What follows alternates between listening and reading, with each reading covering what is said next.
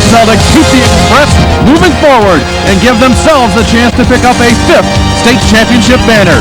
The answers come next as TCN Sports presents the IHSA Class 4A State Semifinals, matching the 10-2 Minooka Indians and the undefeated Celtics from Providence Catholic.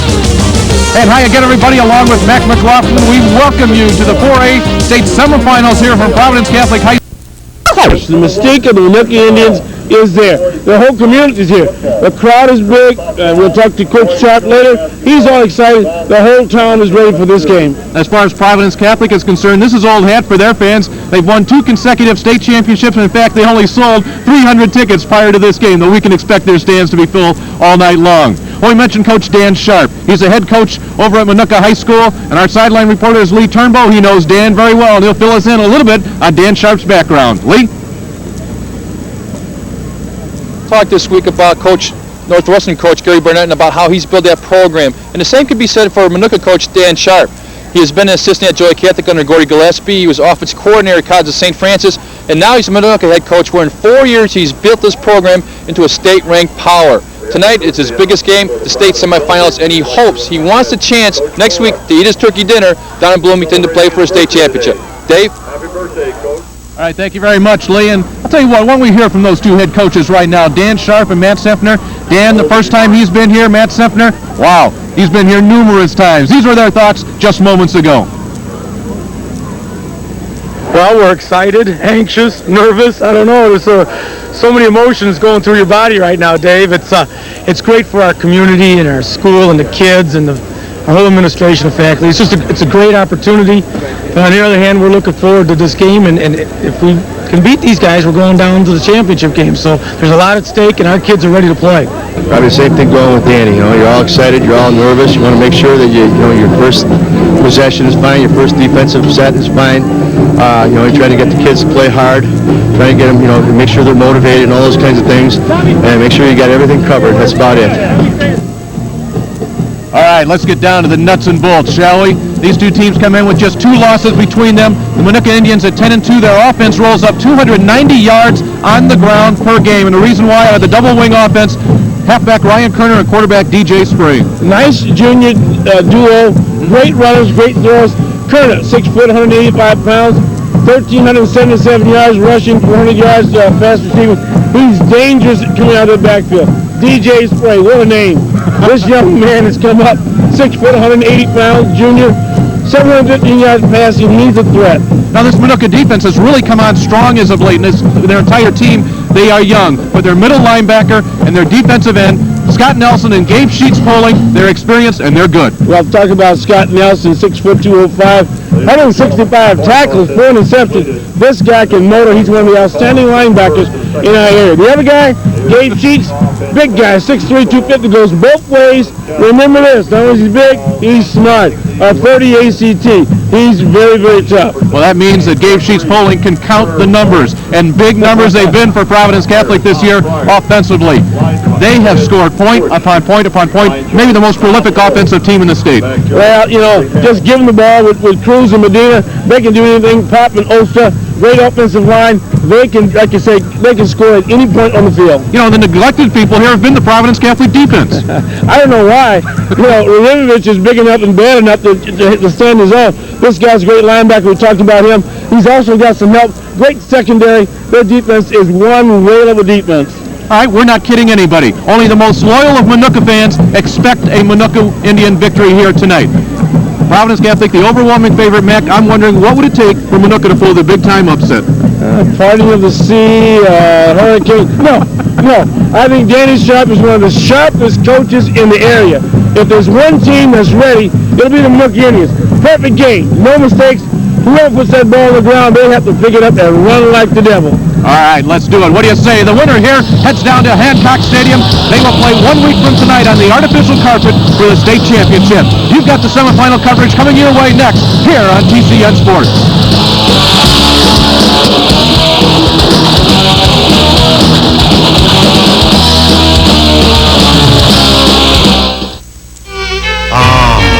Pizza by Marcello.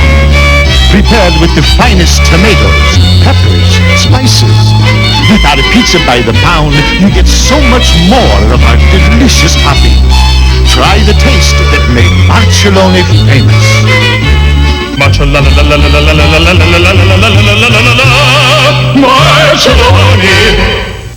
Call your local Pizza by Marcellone location today.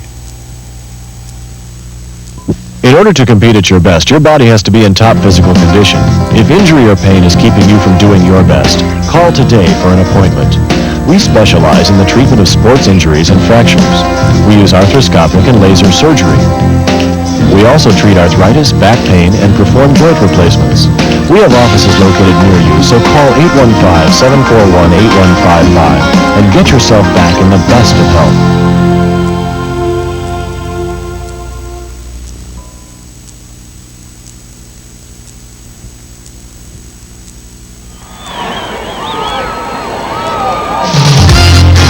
TCM Sports High School Football Game of the Week is brought to you in part by Pizzas by Marcellone and by the Joliet Orthopedic and Sports Medicine Center.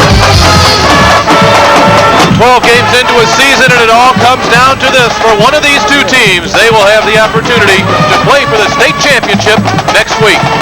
And welcome back. TCN Sports, happy you could join us here from Providence Catholic High School. It's the state semifinals in Class 4A, and it matches the Providence Catholic Celtics and the Minooka Indians. And along with Lee Turnbow and Mac McLaughlin, I'm Dave Bernhardt, and we take a look across the way, that huge Minooka flag. And as Mac, you said, these fans are having the time of their life here tonight. Well, they've never been here before. They're going to enjoy themselves. They're ringing the field. They brought everybody in Minooka down for this game. What do you say we take a quick trip down on the field and talk to our sideline reporter, Lee Turnbow. Lee? Thanks, Dave. One thing coming down here in the field, this field is terrible, and I don't know if we can take a look at it, but if you come out here with me, as you see it from the hash over here to the sideline, it's very good, but between the hashes, there's sand in between the hashes. It's all mud. As a matter of fact, Coach Matt Seffner was out here at 7:30 this morning shoveling off the ice and the snow along with the baseball team, getting this field ready, but it's very muddy between the hash marks, and so that's going to play a big factor in tonight's ball game. Okay, thank you very much, Lee. And Mac, that will give us an opportunity, and maybe it might give us an opportunity to adjust our top jocks here tonight. We have to do a little bit of catching up here. Top jock number 1, the pick goes to the guy that's in first place, Mr. Turnbow. And Lee tonight debated a long time about who his top jock was going to be, and he says, you know what? He'll take Robert Cruz. You get the backup plan, though. Well, I got Louis Medina, great running back. All right, now here's what I'm looking for. I'm looking for a big Providence defensive effort. Yeah. And who's going to lead that charge? Matt Uramovich. Once again, I'm playing a strategy here. Cruz and Medina going to cancel themselves out. It'll open it up for Uramovich. Well, if Lee doesn't get that lucky break back in Lincoln Way, it'd never be there. All right, we're going to keep an eye on number 52 all night long. The Celtics to receive the opening kickoff. Boy, Minooka has great size. Their kicker is Nate Nelson, and it is through that rough part of the field. He will drive it deep, and they'll go right at Medina from the 10. Medina to the 15-20, he's up to the 30-yard line, and the Celtics started from about the 32. The Providence Catholic offense is just flat out awesome. They have been averaging 451 yards per game here in the postseason, averaging 42 points per game. We've talked about Medina Cruz, the fullback, is Steve Maudry, and up front it's an offensive line. Now get a load of this. Only Tim T in the center is a senior. Louis Medina on the season, 2,355 yards and 25 touchdowns. And he gets it on play number 1, and he's still on his feet. He may go all the way on the first play. Holy cow. Only one man can catch him. That's Ryan Cluck. Medina to the 3-yard line. And no flag. And listen to the crowd. They're just going nuts already. If there are only 300 of them, boy, they're really making a heck of a lot of noise. A 65-yard run for Louis Medina opens up this state semifinal. A 66-yard run. Down to the 2-yard line.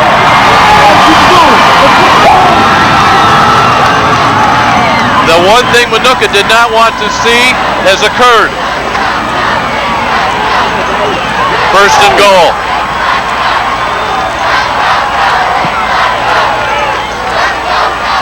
Robert Cruz is the quarterback. The give, Medina, through an opening, touchdown!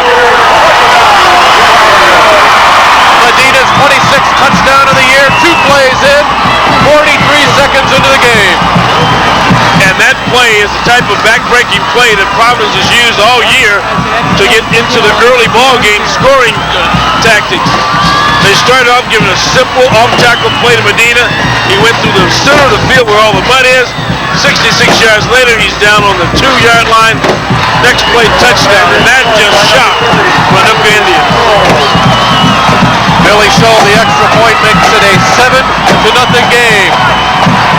Louis Medina, one of the most prolific runners in the state of Illinois, 66 yards on his first carry.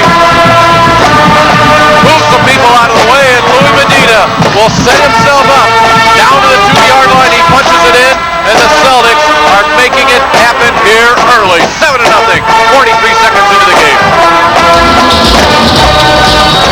Well, the good thing about it, it happened early. Serving the Will County area since 1925, Randall's has always strived for excellence in rebuilding and refinishing your injured vehicles.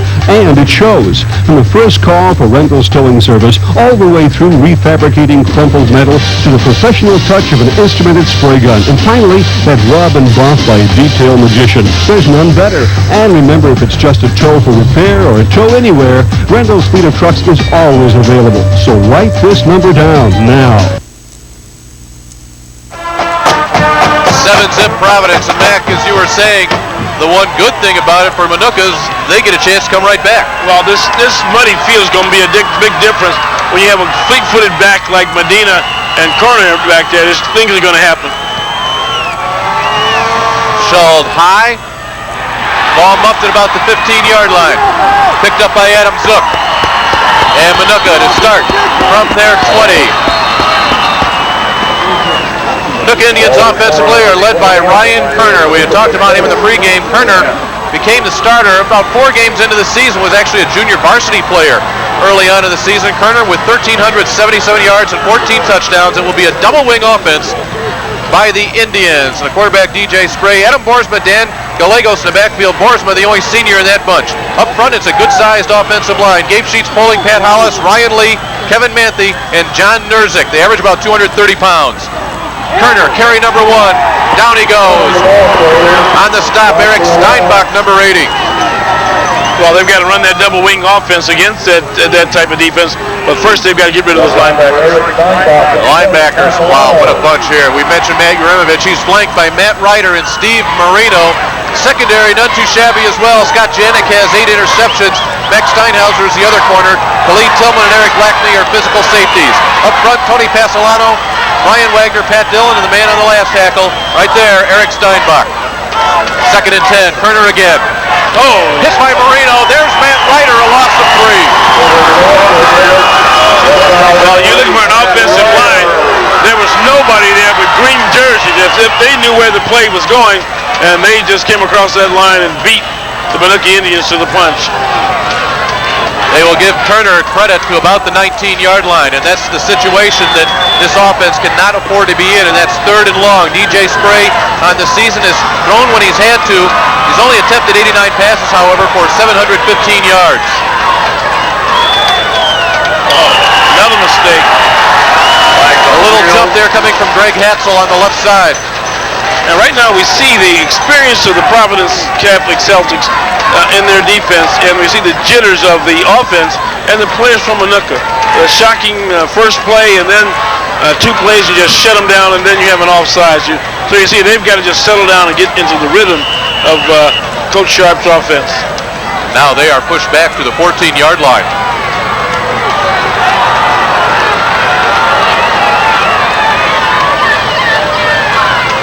On 3rd and long. Screen right side, Spray a little bit too heavy with it. Celtics had that one well defended as well. Out on the coverage, number 55, Pat Dillon. That's a defensive tackle getting out there on a screen. Well, his job must have been the back, because he went wherever that back went. Number 55 was right in his chest, and this is a big punt.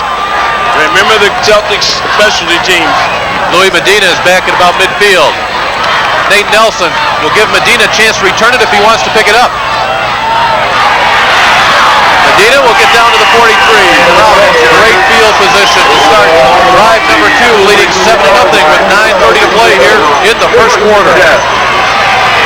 Well, here's where you're going to see the difference in the ball game. If Providence comes down and scores quickly again, this is going to be a rout. They're going to just pin their ears back and go.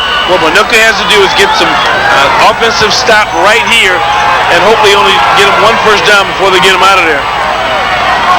Dave Pop is flanked to the top of your screen. Eddie Olsta to the bottom. Steve Maudry, the fullback, will slide in motion. That was motion that time. Movement by the right tackle. Colin Johnson, 6'2", 235-pound junior with a little flinch. Well, everything helps those Minooka. Coach Sharp needs anything and everything he can to slow down this war machine of the Celtics. Get a look at offensive coordinator Dave Ernst. He has been so valuable to this program, but this year he stepped in as the offensive coordinator, and well, the numbers speak for themselves. He's got his quarterback, Robert Cruz.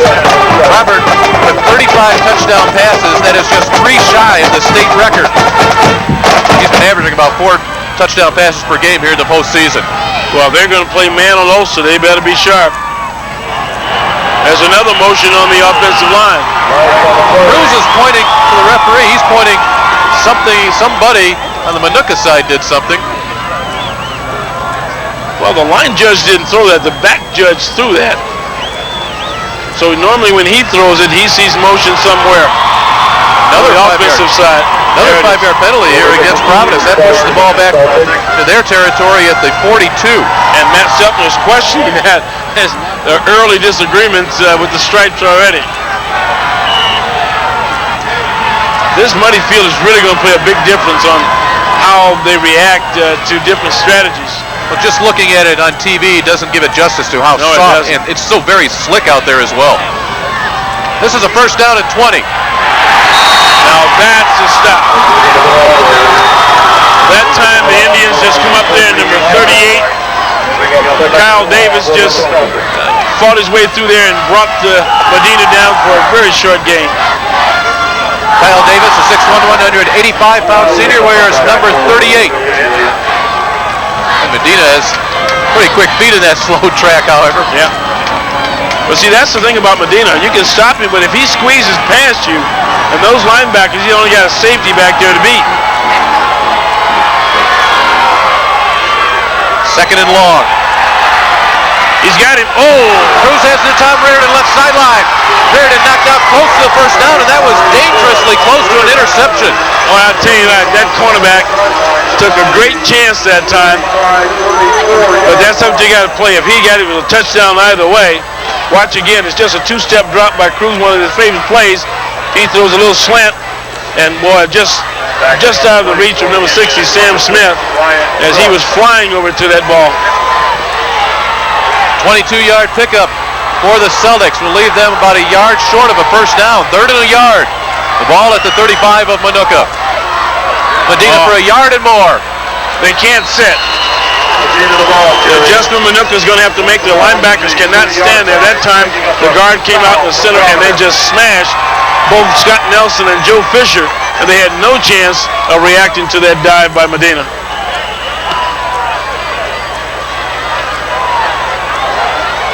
That was a great 3rd and long, or 2nd and long call by the offensive coordinator. And now a first down from the 30 of Minooka. Cruz, quick drop. A little bit behind, looking for Eddie Olsta, or Dave Pop rather. These receivers for Providence Catholic, Olsta, Pop, and Tom Reardon, are about as explosive a bunch as you can see. Now, they don't make connections right here, but Eddie Olsta has 51 grabs for 743 yards. Dave Pop, 32 catches. He was looking for his 33rd right there for 595. We just saw Tom Reardon break off a 22-yarder moments ago. And that, you watched it cruise through that ball. His right foot slid in that sand and mud out there, causing him to throw that ball low. Quick screen. Olsta with it. Shakes one man, he'll get close to the 20. Well, that's the idea. Get Olsta the ball as quickly as you can and let him do the rest. Well, he's so dangerous on a short out pattern, and they run this with him in motion coming back.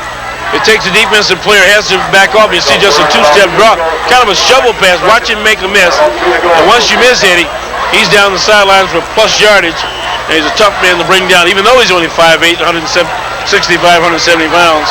Rhett Stenzel had the opportunity. 5'11 junior free safety missed Olston. Speaking of this secondary for Minooka, they start 4 juniors. Well, they'll get their baptism on the fire tonight. 3rd and short. Medina will have the first down just across the 20. And Minooka is doing, actually Providence is doing what Minooka wanted to do, and that was control the ball and grind out some clock. Well, I think Coach Sharp will take that, and hopefully they can make a mistake and put that ball on the ground. But he has derailed and slowed them down somewhat. He's forced Cruz and the offensive coordinator to throw that ball in those slants. And I think if Minooka plays it right and come up, they might be able to pick one of those off. They're going to have to and do something big. First down from the 18, splitting out wide just outside of your view to the left side of your screen. Dave Pop and Eddie Olsta. There's a swing. Just not the timing right there, looking for Medina. Coverage on the play to John Nerzik. Again, we have to emphasize that field is going to be a quagmire. We've only had 4 plays in that particular area, and we see there's no footwork. I think Cruz is trying to tell him, as we see there's another penalty flag being thrown, that anytime he passes is going to be somewhat suspect on his footage out there. Well, I'll have you know, Mr. McLaughlin, when I went over to get Dan Sharp in the pregame, not only did I splatter my pants with mud, but I just almost took a big tumble out there. I lost a pair of good loafers coming in here too. Holding call against Providence. That will push the ball back to the 32-yard line. So it's been kind of a ragged start here for the Celtics in terms of getting into sync. They do lead at 7-0. 3 penalties here on this drive. There's a blitz. They picked it up. They will go deep, looking for Olsta. He's there. Knocked away. Coverage on the play by a pair of juniors. Number 27 was Kevin Caruso, and Red Stenzel was number 20. Great play by Stenzel that time. He came in just at the last moment and just high jump. And again, we're talking about a kid 5'11", 160. As we'll see on this replay in the end zone, as we see Red Stenzel go up. If we get that back later on, we'll show you how he made an excellent play on that. We're seeing the ball, the flight of the ball. Now watch the players coming up, and a great hand in there to knock that ball away. 2nd down and 24. Screen again. Screen left side. Medina, he's on his own now. Louis Medina to the 25, and you just hold your breath whenever Louis Medina has the ball in his hands. But I'd like to say this, that Danny Sharp's defense is now trying to bang heads, and they're doing a good job. That time there was a lot of room out there, but his defense smelled it out. They missed some tackles, but they're there converged with their great pursuit angles and shut him down for making big yardage on that play. That was a very exciting 7-yard run after the catch, but Providence right now faced with a 3rd and 17. They need to get to about the 8-yard line. To the air they go. Olsta will be short, well short. Decision time here for the Celtics. Given the condition of the field, I would not be surprised to see them go for it. There will be about 4th and 8. Well, it's awful muddy, but I think they're bringing out their kickers. Watch Cruz again on the run this time, and you show the versatility of Cruz, and watch how he just steps down that sideline for a nice gain on that play.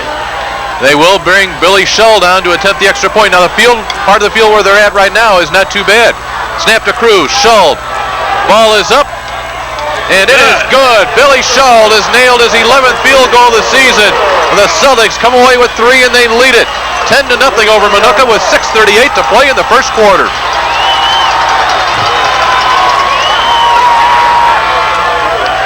Celtics have so many offensive weapons. They can do it in the air, they can do it on the ground, they can survive penalties, and they have the left leg of Billy Shull to give them the 10-point advantage.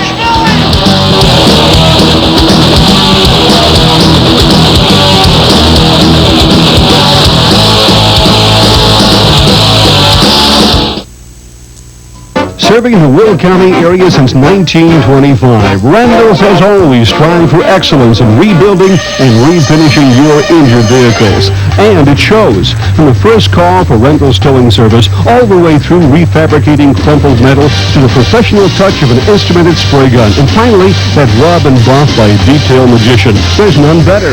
And remember, if it's just a tow for repair or a tow anywhere, Randall's fleet of trucks is always available. So write this number down now. Along with Lee Turnbow and Mac McLaughlin, happy you could join us. Minooka Indians stung here, down 10-0 early. They will start from their 14-yard line.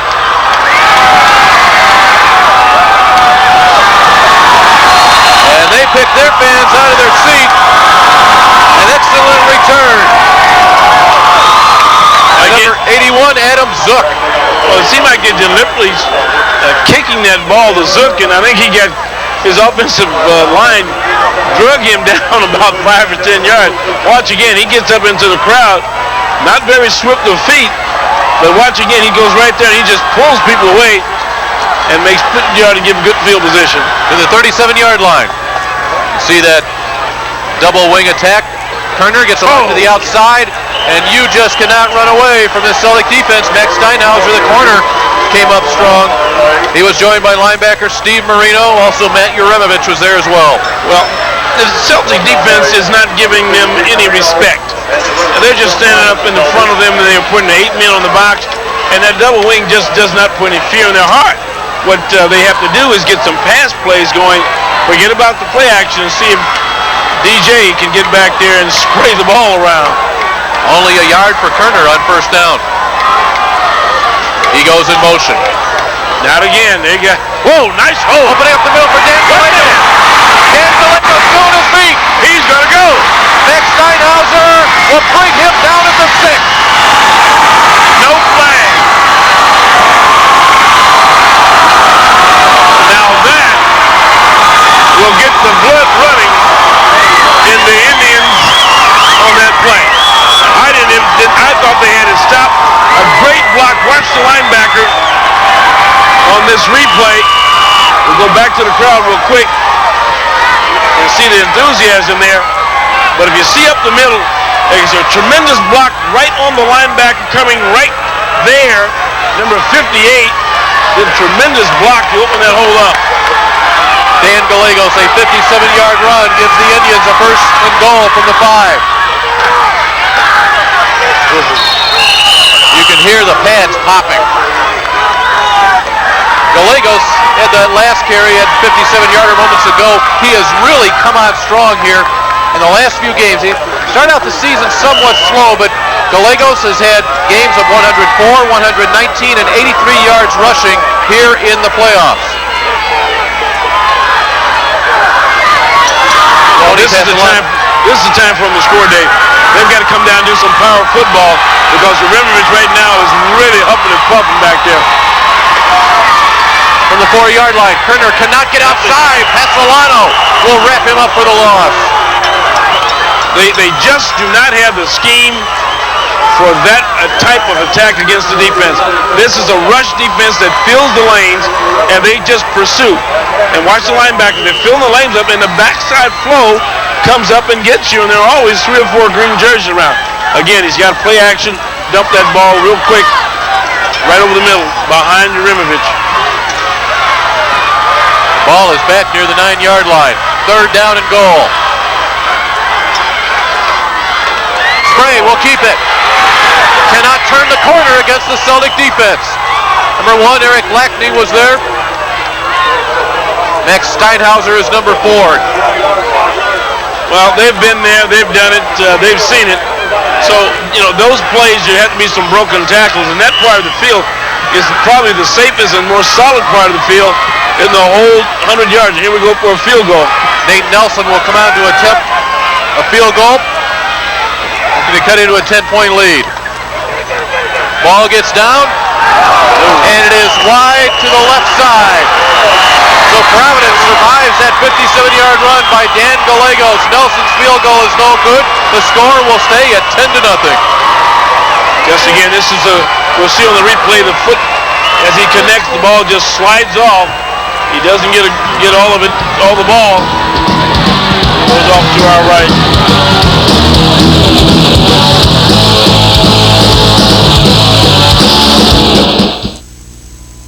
Serving the Will County area since 1925, Randall's has always strived for excellence in rebuilding and refinishing your injured vehicles. And it shows. From the first call for Randall's towing service all the way through refabricating crumpled metal to the professional touch of an instrumented spray gun. And finally, that rub and buff by a detail magician. There's none better. And remember, if it's just a tow for repair or a tow anywhere, Randall's fleet of trucks is always available. So write this number down now. Louis Medina will carry for 10 yards. He gets the ball out to the 30-yard line. 6 inches shy of a first down is the line of scrimmage, which originally the 20 following the missed field goal. So Minooka unable to dent the scoreboard. Providence holds on first and goal for the 5. They need a turnover. Ball floats out this way to Ulster. He has the first down. He has it across the 40-yard line. He had a lot of green pasture to run if that tackle wasn't made. Again, another quick out, and they have this in such a rhythm. And watch again as Cruz just steps back, 1, 2, throws a little turnout, and watch the miss. Nice tackle to knock him out of bounds. Otherwise, he's down the yards for 10, 15 more yards. 12-yard completion. Cruz to Ulster. First down at the 42. First quarter, 10-0 Celtic lead. Plenty of time for Cruz. First down over the middle.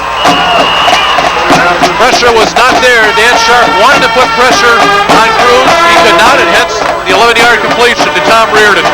You gotta love this attack. They can run the ball to Medina, but right now he's just saying we're gonna put it down the field and throw the ball and open this thing wide open. Great throw right in the crowd. Wide open, nice catch in the chest. But this is part of the strategy. You think Medina, and then all of a sudden he throws the ball to Cruz. He throws the ball all over. Ball in Minooka territory at the Indians' 47. Medina on first down. A swarm of Indians will bury him.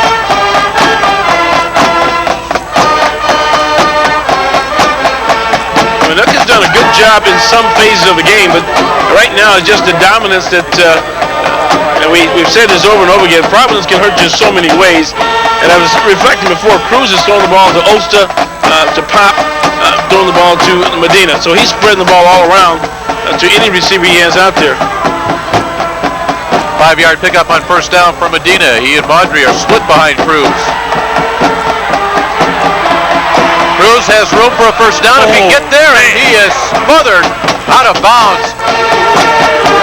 Big hit labeled on Robert Cruz, and a little guy gets back up. And he just bounces right back. He's got to run 100 yards to get the next play.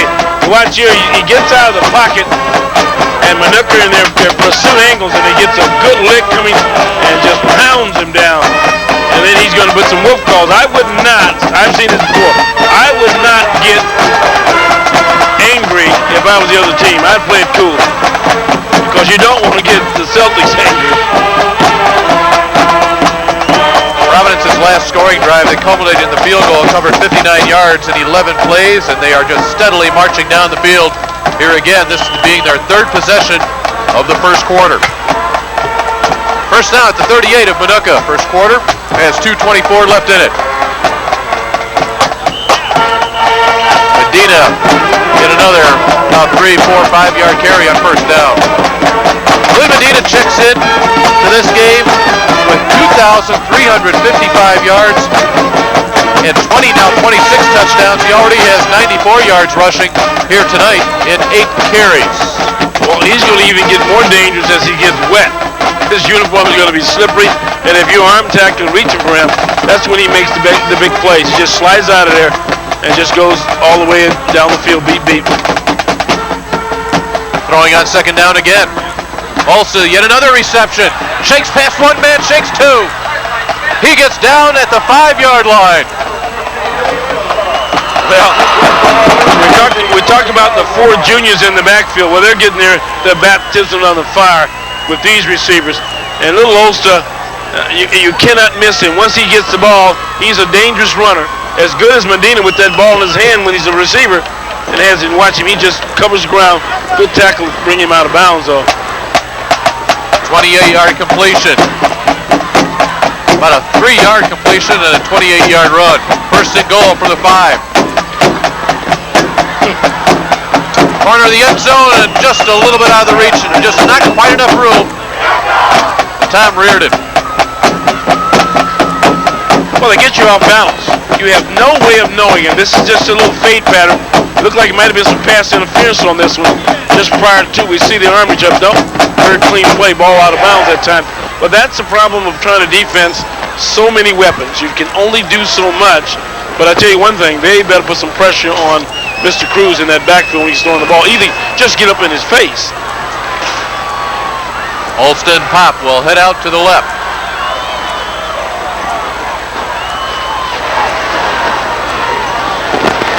Medina cuts, slices. Well, touchdown. Fumbles it. Nope, they'll say he's down at the 1. The ball was down at the 1. It will be 3rd and goal from there. Well, I think he's talking about not getting a handoff too much that time. He's kind of, he got a good handoff. Somebody just ripped the ball out and he went down on it. Just slipped out of his grasp. Leading 10-0. 3rd and goal from inside the 1. Now Cruz wants to change the play. Well, there's nobody on the outside of the right tackle. Flag down in the end zone. They were looking for Reardon. Pop was also crossing back at about 5 yards deep. Well, when he came up, he saw nobody was over the top of the head of the tight end, so he just called a change of play. And he's going to go pushing against the Celtics. He's going against Minooka. He changed it. All right. That will be half the distance to the goal line, which will be about 4 inches. And it's a first down. First down for the Celtics. What a crowd here. We'll get a chance later on to pan this crowd, but this is the biggest crowd we've seen here. Medina is in. His second touchdown of the first quarter. His 27th of the season. Providence 16-0 with 44 seconds left in the first quarter. It is a methodical offense. It is impossible to defend all their weapons. You get down that type, they look like the Green Bay Packers of the 60s because they just grind it out in front of you, just knock you off the ball. Billy Schultz extra point makes it a 17-0 Celtic lead. They have touched the ball 3 times. They have scored 3 times. And they have put the Minooka Indians in a hole they did not want to be.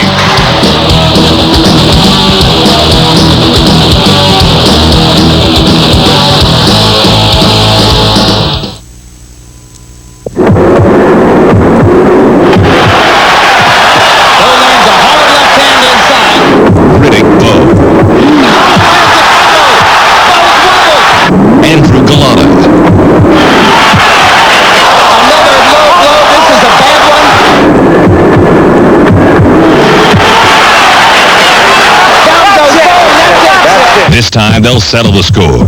Bo versus Galata 2. This month on Continental Pay-Per-View. Our sideline reporter is Lee Turnbow. Let's head there now. It's very interesting what Providence offense coordinator Dave Burns has done. He has scrapped the inside running game because, number 1, Minooka defense, number 2, the field conditions, and gone to the short passing game. Now, Providence likes to throw the ball deep, but so far in the first quarter, they throw it short. Dave? Okay, thank you, Lee. And the kickoff is kicked short. Look at that final go. Wow. Well, they're getting some excitement out of this. First and 10, Minooka Indians. This is an automatic right here. Louis Medina, you're within the 5-yard line. Give it to your senior, number 22. Yeah, there he is. He squirted through there. He's just like a little mole that comes close to that goal line. He's going to find a way of getting in. Well, they're not going to start from their own 36. Last time they touched the ball, they started at their 37, but could not capitalize on a 57-yard run by Dan Gallegos. Straight to the air for the first time tonight. Wide open is Ryan Kerner. The ball hung up in the air, and the coverage came. Kerner slipped and went down. He was wide open, Mac. I don't think we've seen a receiver that wide open. He was coming, and Khalid Tillman came over late to safety, and he was like he twisted his ankle on that. Watch again, he's wide open. He just goes down, and watch Tillman. He gets his leg caught underneath, and he's limping. I think they're going to call a timeout to get him off the field. Oh, he's limping awful tough there.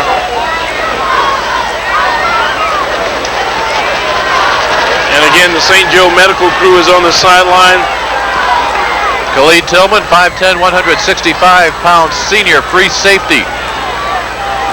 Well, if Kerner doesn't slip and go down, that ball doesn't quite hang up as long as it did. He's got 6 points. Yep, no doubt about it. Well, there you go. You talk about they've not respected the pass. Now maybe they will have to. The Celtics will.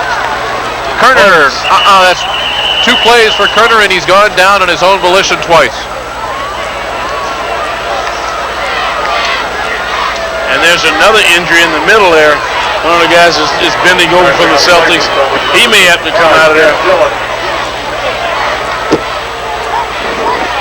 Number 55 looked like he got banged up pretty good on that one. Pat Dillon trying to shake it off a little bit.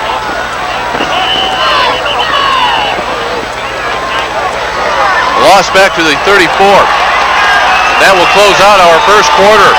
A first quarter that sometimes the Providence Catholic fans about as happy as they could be. 3 possessions, 3 scores, 17-0 Celts after 1.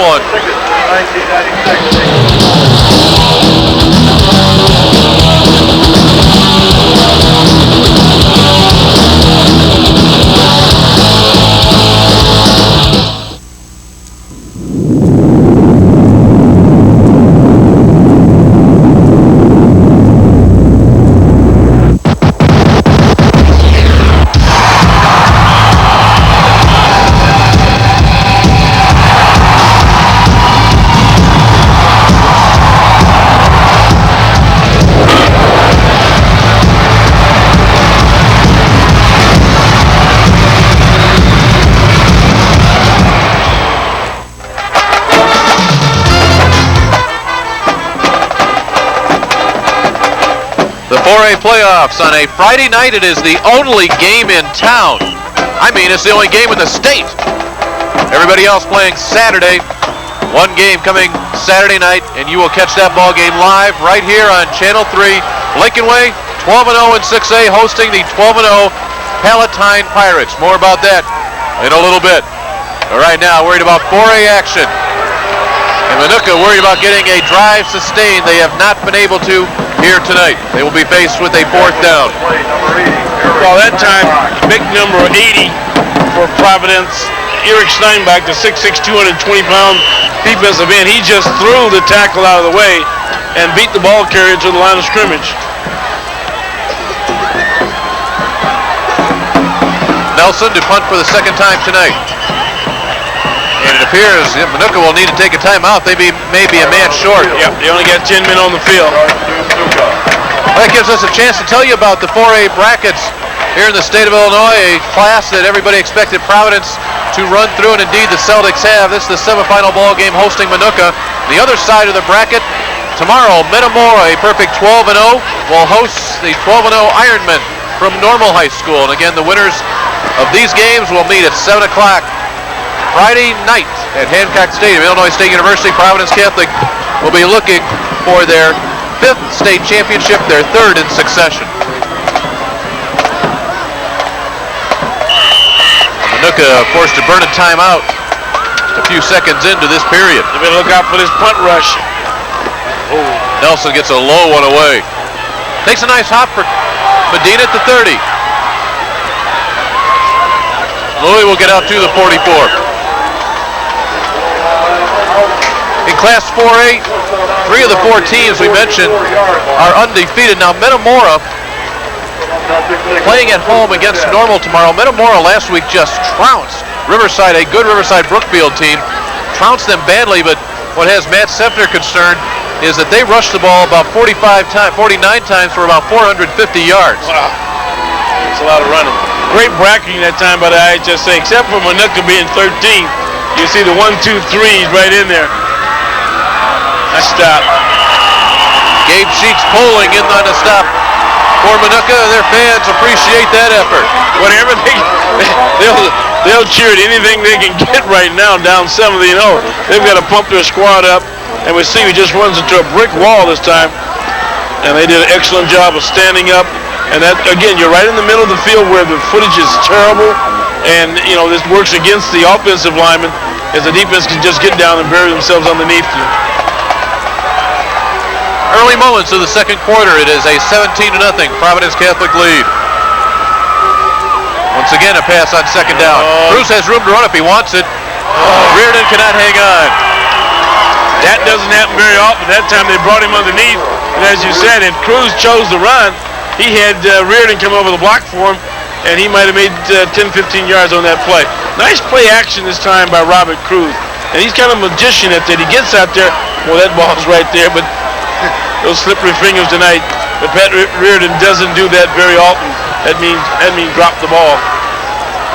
Well, it is cold out there as well. We're talking probably around the 30-degree range right now. That field slippery for the moisture, and also slippery because now you're getting to those freezing temperature zones.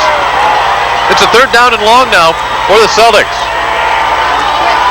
They got a backside blitz, so they picked it up. Out of bounds. Olsta was there, came away with the ball. The official said, not legally. And Minooka has held Providence. The Celtics' first punt of the night coming up. Good action by Cruz, but great blocking in the backfield. They sent a backside blitz from the cornerback Keith Caruso. He was picked up, threw a strike, but he was out of bounds when he caught that ball. Almost a college-type offense where they can see the hot receiver on a blitz. Schuld also does the punting, and he hits Nice a beauty. punt. Schuld, the punt back to the 10-yard line. Hang on to that ball. That's a 45-yard punt from Billy Schuld with hang time. Well, that was you said it right on. That was a great weapon that time. These two teams have been known for their offenses this year. There's some pretty nice numbers both ways. You see the difference, obviously, in points scored, but the balance in the Providence offense compared to very much a dominant rushing offense for Minooka. Exactly, and then you go back to strength of scheduling and the teams that the two have played. They both have played a comfortable schedule, but you look at the top teams that Providence have played and smoked with 40 or more points. There goes plenty of flags on that play. Left guard Pat Hollis tried to pull a little bit too early that time.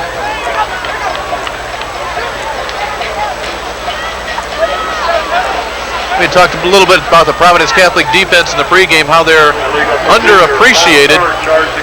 Same could be said for Minooka. As much has been said for the offense. Defense was a concern coming in, but only allowing a couple of touchdowns a game. Minooka has done all right in that department. Those numbers very comparable among the two teams. Well, you got two high-caliber offensive defenses in there. They'll show out. Minooka's had to come back in a couple of ball games and did real well.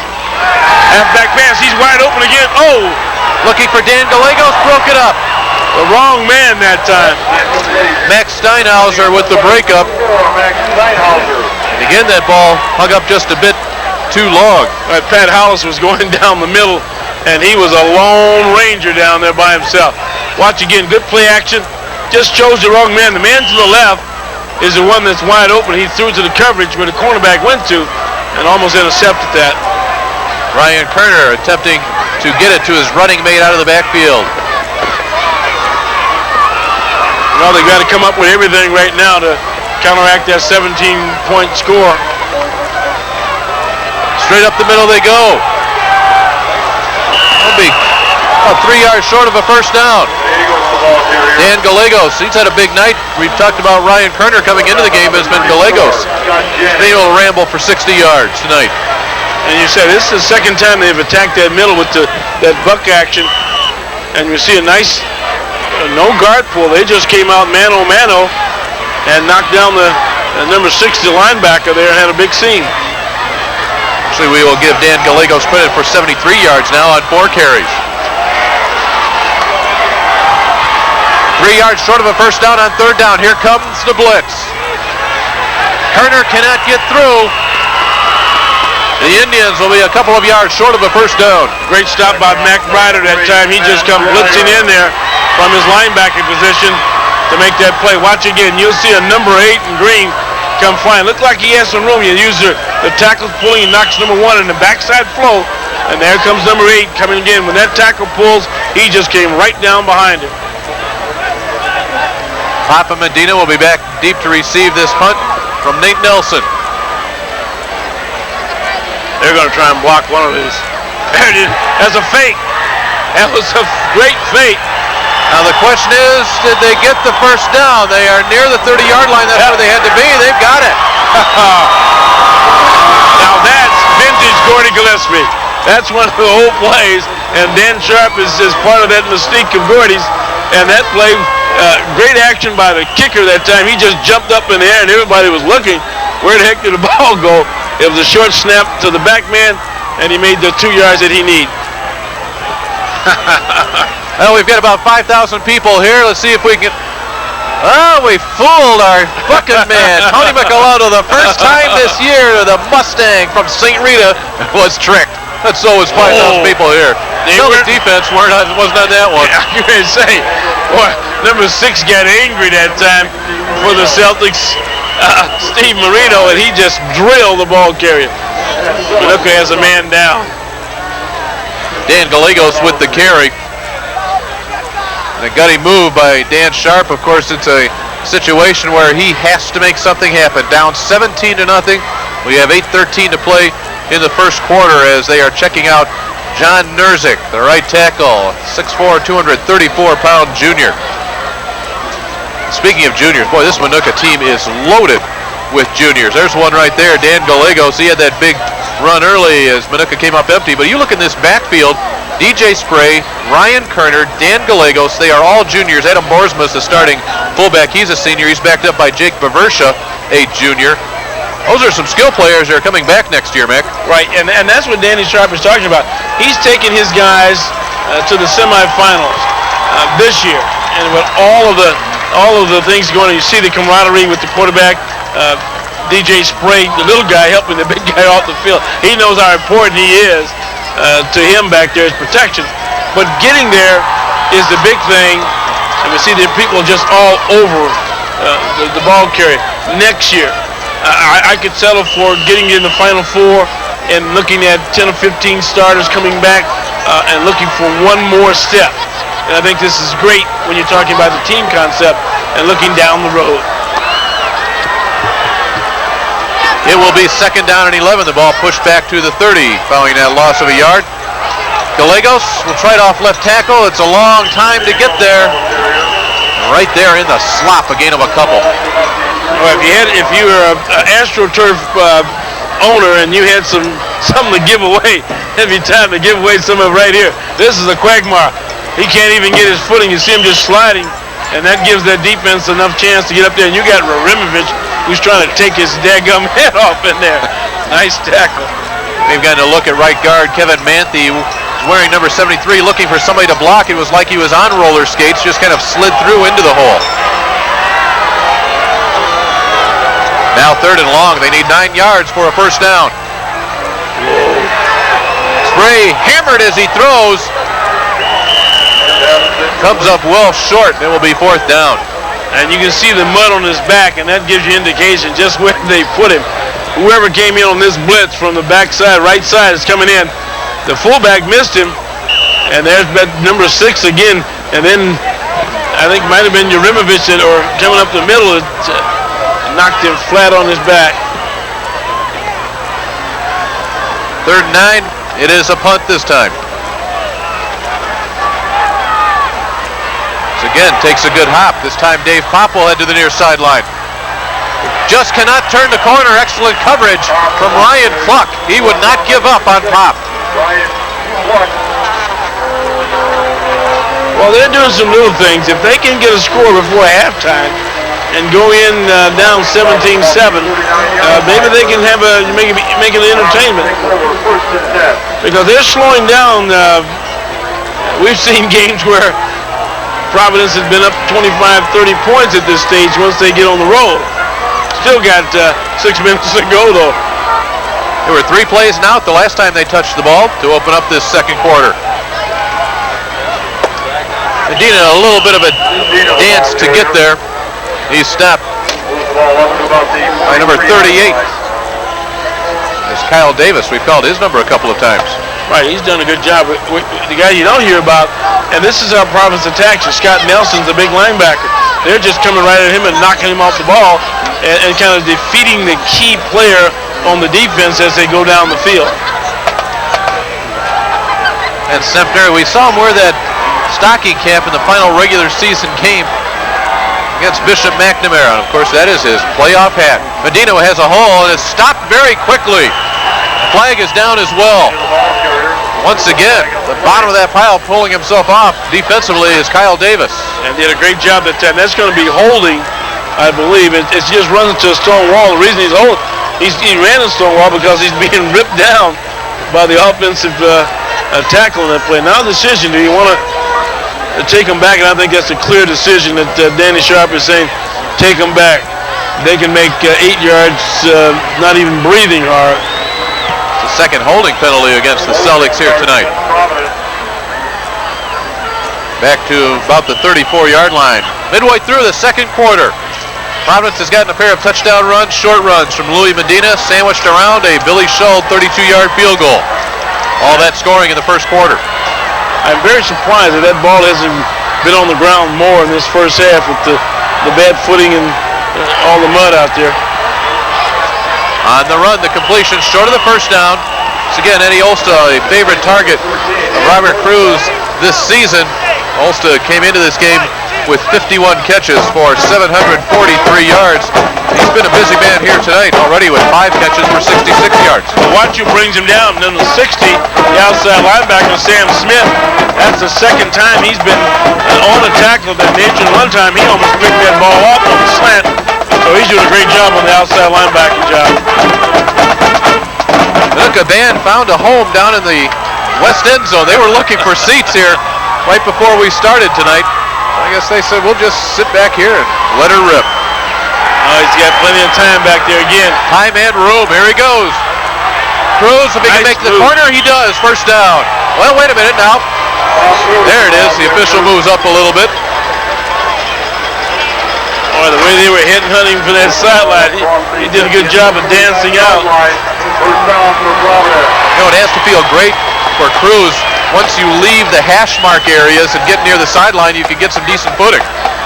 I think that one of the Minooka players are down over there in the crowd. And they're singling to the other side to get people in there. Robert Cruz, the field general of this Providence Catholic offense. He was quite frankly, he would admit it, a question mark last year. Came on strong during the playoffs, and wow, what a storybook season he has had. He is listed at 5'10". Go ahead and stand next to Robert sometime and you make that call whether he really is 5'10". I'm as tall as he is.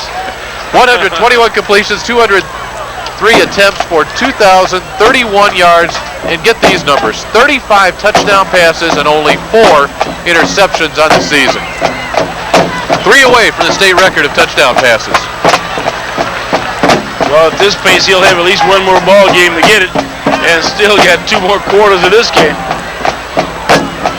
Injured man helped off the field is inside linebacker Joe Fisher. Providence offense to the line before Fisher even makes his way off the field.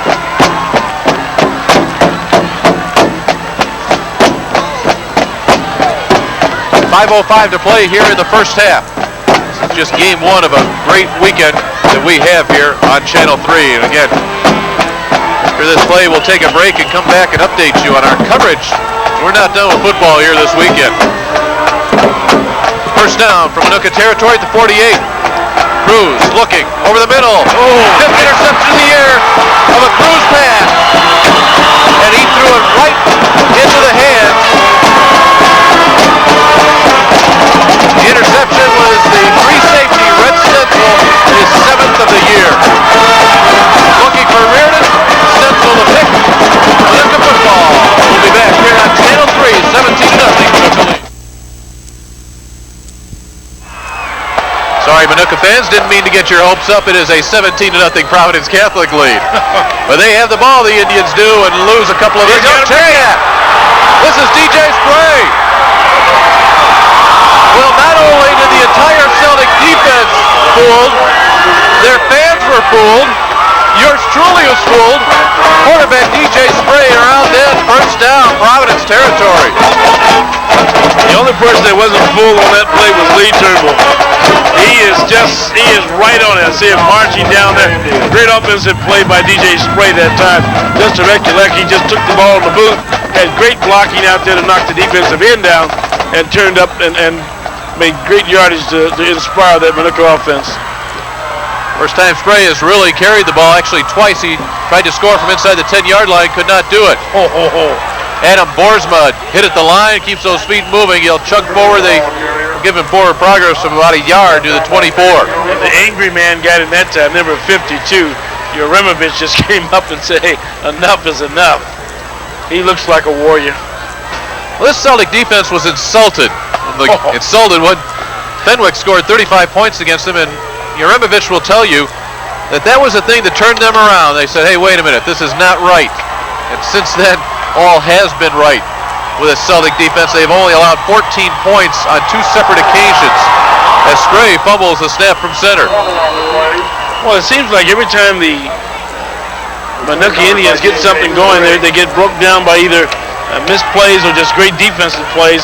They've got to come up, and those big plays have got to score. I mean, when they make long runs, they can't make 20 yards runs. They have to make touchdown runs.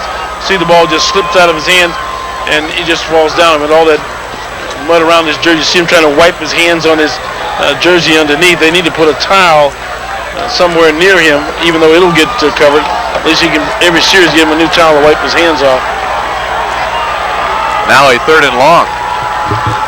They need 9 yards. To the air they go. All right, which way will this flag go? Eric Lackney was there. It's definitely got to go against the green on that one. And I don't think he realized where that ball was heading. That ball could not have been caught by the Minooka receiver.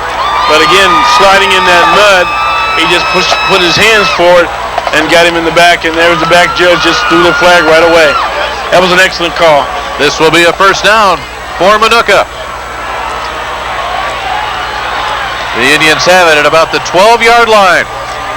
And they've got to make this break cash in. Not a field goal. They need 6 points.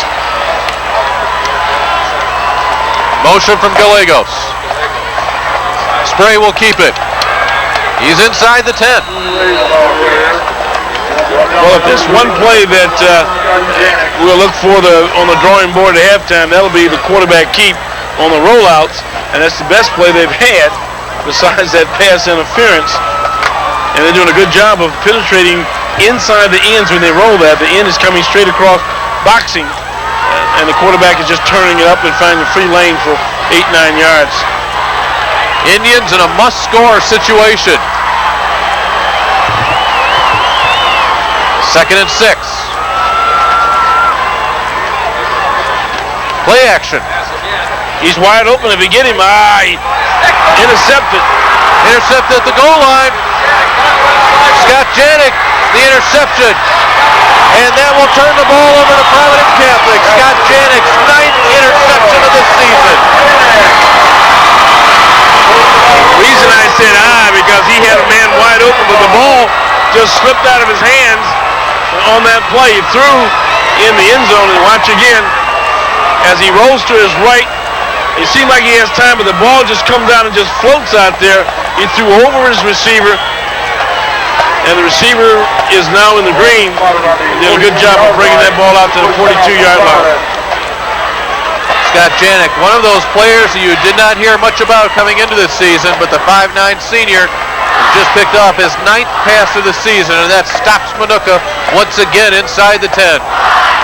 Medina the call. The carry to the outside. Medina in a foot race. Angle to Ryan Cluck. Cluck will bring him down, but Louis Medina has the Celtics in gear. And that's how they break you back. when you have a turnover against them, they just punish you on the very next series. And watch again. This is all Louis Medina as he just bounces off, comes down, finds an open lane, and there it becomes a foot race.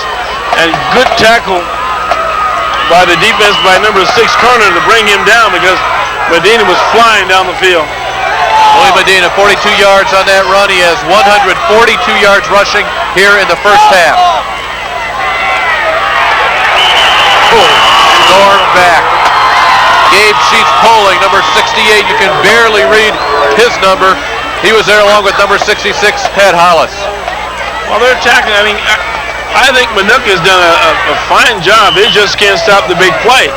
You know, and watch again as we see Hollis and Big Gabe come in and just slam him down. But they need a turnover. As I said, they cannot get close. They've got to go all the way on one big play to get back in this ball game.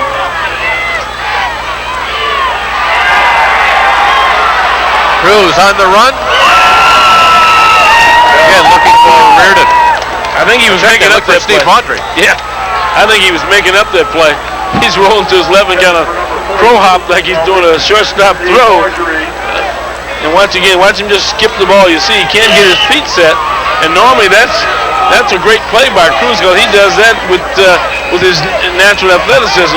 But that time, again, because of the field condition, couldn't turn that shoulder and get his feet set to complete that pass. 3rd and 9. 15-yard line of Minooka. Under a minute and a half to play here in the first half. Providence, 17-0 lead. Left side for Pop. And that would have been a short hop catch anyway. 3rd down.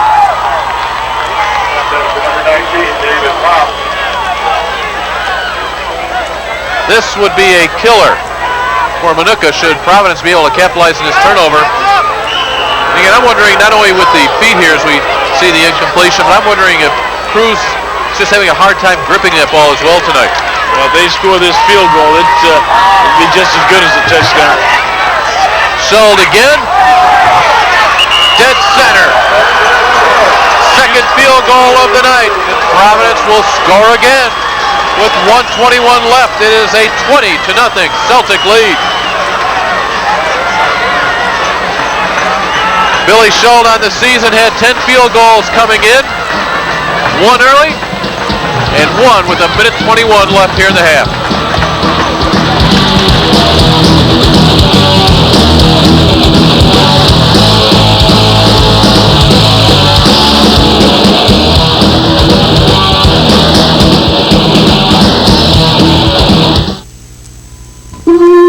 The beauty of football on TNT is that so often a man is called upon to do something beyond his capabilities.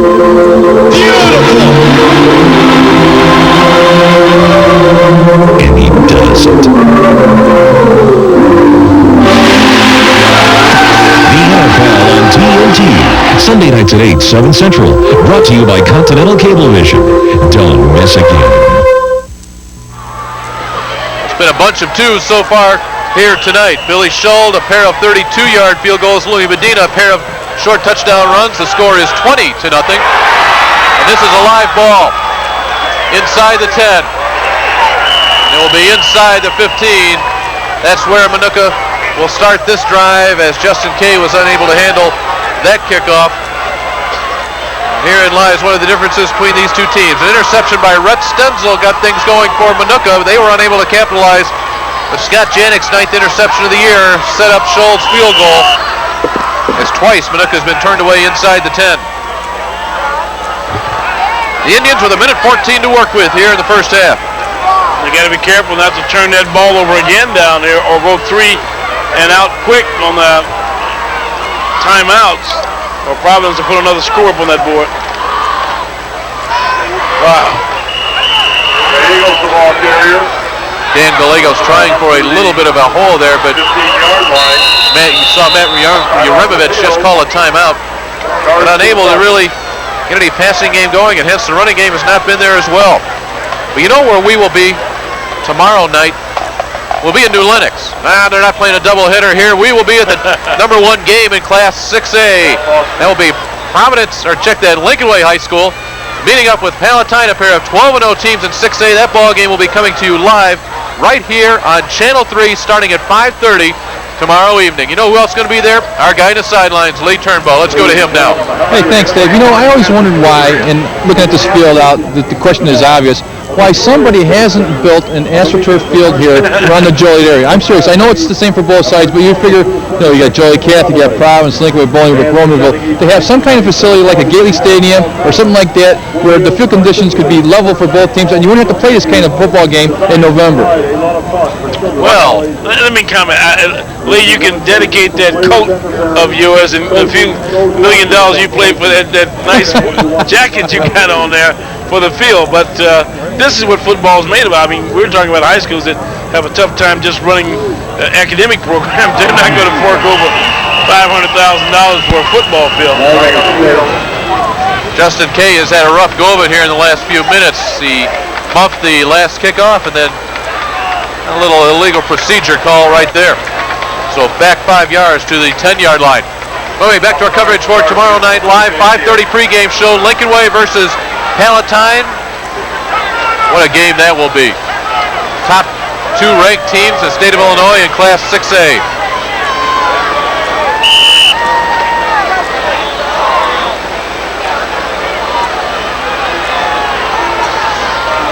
Minooka maybe just looking to get into the locker room here with 62 seconds left here in the first half. Get it out to the 15. Every Wednesday, 6:30s. You know what? I have to say something too. We're going to talk about the Sports Zone. I would like to thank all the people, Mac, that you and Lee and I have talked to just this evening alone and have talked to us about the Sports Zone. We are really excited to be able to bring you those type of sports shows, and we certainly appreciate your positive comments towards it. So again, Sports Zone every Wednesday at 6:30 on Channel 3. I'll tell you how positive it is. I can't even get in on the phone. I've tried to call for an hour and they got no response. Either my phone's not working or the lights are just going crazy in that studio. I had several people here tonight tell me as well that, I wanted to call the other night, but it was busy. We like it that way. Yeah. Keep trying. As soon as the line opens up, we get John in there. I think I'm going to start calling at 6:30 because I know if Lee goes on, I'm going to get on. Providence took another timeout with that much time remaining here in the first half. They'd like to get their hands on the ball one more time. It is 3rd down and 9, and boy, the Indians been in this situation all night long. It didn't fool him this time. He still got out of there. Again, the field conditions and the pursuit of the Providence defense, those plays take so long to develop and make happen, and that's the 3rd time out of the half by the Celtics, and they will force the Indians to punt with 47 seconds to play here in the second quarter. Smart action that time. No one was trying to call timeout, and Khalid Tillman ran on the field and got the judge's attention. Take a look and see how those top jocks are shaping up right now as they've completed nearly a half of play. Lee took Robert Cruz. Roberts did all right for himself. Louis Medina, big first half for Louis. He's got about 150 yards rushing and a pair of touchdowns. Mac, you can use a win. Well, you know what? And I'm looking at this. I'm saying, Providence defense hasn't been scored on. That's all right. It's going to come down to tomorrow. It's going to be 5-4-4. You betcha. I'm right in the race for a tie. You'll have first pick tomorrow, Palatine and Lincoln Way. And talk about stars in that contest that can be chosen. Wow. How about Bubba? Bubba Mariani. He and Nick Piazza. Talk about 2 of the finest in the state. And again, we'll be live coming your way with pregame show from our studios in Rolling Meadows. That will come your way at 5:30 with the kickoff at 6. Medina will just let that one hop, and Providence will have 39 seconds, no timeouts. They are certainly within striking distance in Minooka territory. All that time that the defense was on the field, Robert Cruz was throwing the ball just time after time, warming his arm up with a good ball. So let's see if he's going to use that. He's going to have to use that with 39 seconds to go. Out of timeouts, they start from the 38 of Minooka. It's right around underneath. I think it's a good play. Oh, Medina. A run to Medina. The ball's down. That's a fumble on that play.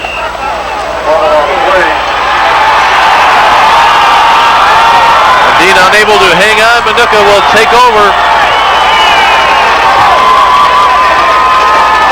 Without a doubt, a strange call, an unpredictable call, although twice Medina's raced off for big yardage. But you would think with 39 seconds to go, they were putting that ball up. And they're giving a nice little handoff real deep to him. You see in this play, and the ball just comes flopping out. It's laying there in the mud somewhere. Minooka needs to score. Spray throwing into about triple coverage out there. I'll tell you what, he just can't get a grip on the football. The ball is being shot, put it out. There's no zing on that ball. Plus, he was surrounded. Saw Dave Pop leaving the field. He was in defensively. Pop will play a little secondary situation such as this when they want to pick up a little more team speed in that defensive backfield. And Clay Tillman is back in. No, he's not back in the ball game yet. Gallegos chugs his way in and finally is dumped upside down. He's had a good half for running. He has 91 yards rushing here in this first half. And they're going to let the clock, they didn't call a timeout. I think Minooka has one more timeout to go. There it is there.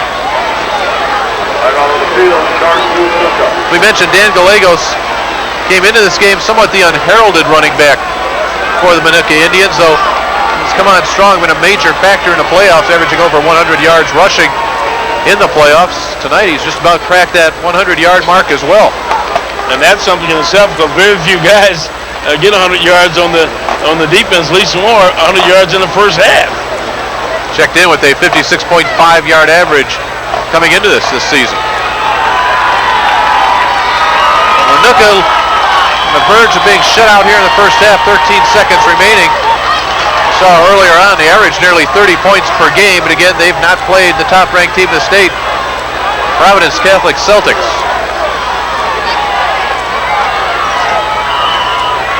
Chance for a couple more plays to be run here.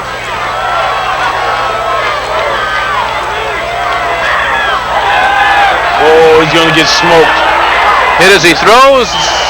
Greg Hatzel, yes, no. Incomplete. Hatzel was open. Couldn't come away with it. Oh, they gave him the ball. Well, the one official, one of the side judges, he was the man I was looking at, said no, no, no. I saw it hit the ground. Yeah, they pinned it back.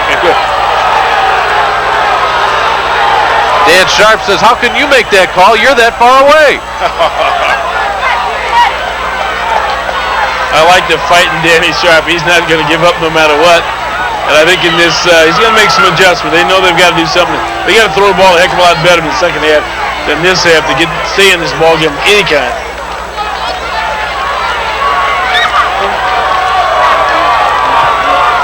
Keep an eye on number 80, Eric Steinbach. He almost emancipated a quarterback on that last one. They'll stay on the ground. Gallegos will get a couple of yards. And that will do it for the first half of play. Top-ranked team in the state of Illinois, the Providence Catholic Celtics, have had their way with the Minooka Indians. Louis Medina, a pair of short touchdown runs. Billy Shull, 2 32-yard field goals. The defense has kept Minooka out of the end zone twice from inside the 10-yard line.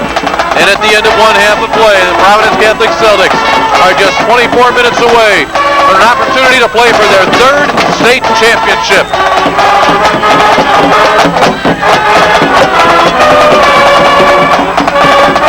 Dan Sharp will take his Minooka Indians into the locker room, regroup, get them together, be back out. First time Minooka's been here, and they'd like to turn that score around the second half.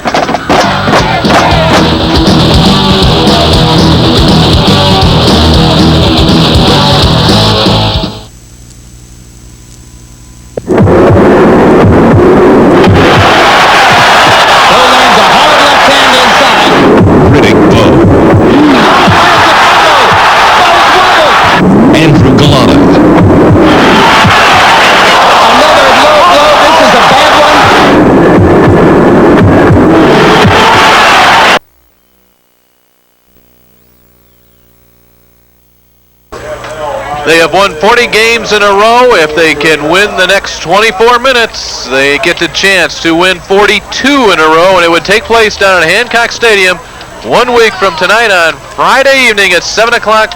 The Celtics would play for the state championship in Class 4A. Have a good start on it right now, leading Minooka 20-0 here at the half, and we welcome you back to Providence Catholic High School, along with Lee Turnbow and Mac McLaughlin. I'm Dave Bernhardt. Louis Medina has scored twice. Billy Scholl 2 field goals. When we take a look at those halftime stats, once again, Providence Catholic, an offensive machine that just cannot be stopped. 257 total yards here this evening in one half of play. Whether the field conditions are great or poor, they just keep doing it and doing it and doing it. Well, they got a little bit out of their rhythm there for a while, but they put it back together. It looked like Minooka might have scored. That might have changed something in there. But they've shut down the passing attack of the Indians, and that's what they've got to turn around to get back in this ball game.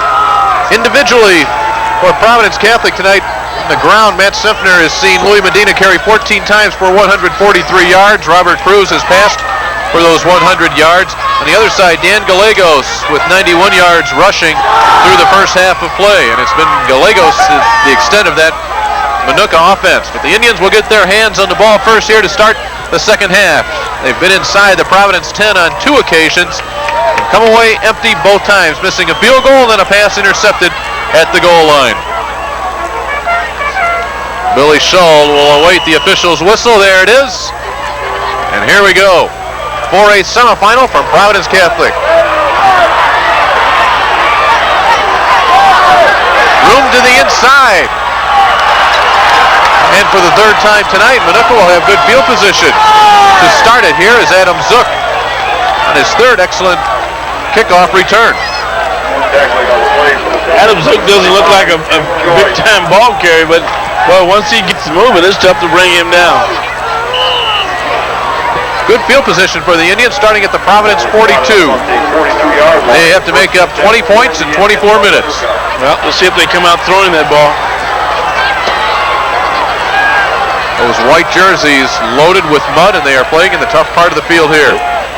They'll try Ryan Kerner to the near side, and he just cannot get his footing, and the pursuit of the Celtic defense swarms him down.